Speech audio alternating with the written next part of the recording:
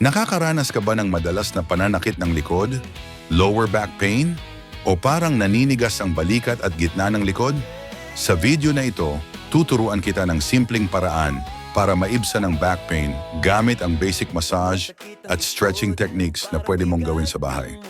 Ang back pain ay kadalasang sanhi ng matagal na pag-upo, maling posture, pagbubuhat ng mabigat, stress at muscle tension, kulang sa galaw o exercise.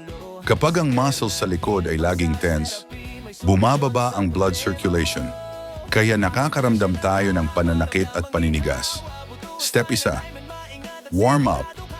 Gamit ang kamay, imasahe ang lower back pataas hanggang mid-back. Gamitin ang thumb o knuckles sa paikot na galaw sa loob ng 3 hanggang 5 minuto. Step 2.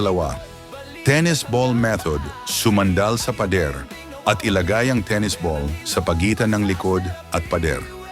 Igulong ito sa masakit na parte ng likod ng dahan-dahan. Gawin ang 2 hanggang 3 minuto bawat side. Step 3. Gentle stretch, cat-cow stretch.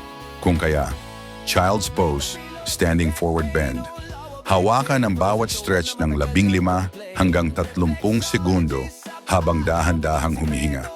Part 3. Tips para hindi bumalik ang back pain. Ayusin ang posture kapag nakaupo. Tumayo at mag-stretch bawat 30 hanggang 60 minutes. Uminom ng sapat na tubig. Mag-exercise kahit 15 minutes sa isang araw. Iwasan ang sobrang bigat na pagbubuhat. Kung ang back pain ay umaabot ng ilang linggo, may kasamang pamamanhid, may matinding kirot, mas mabuting kumonsulta sa doktor o physical therapist. Kung nakatulong ang video na ito, please like, share, at mag-subscribe para sa mas marami pang massage therapy tips.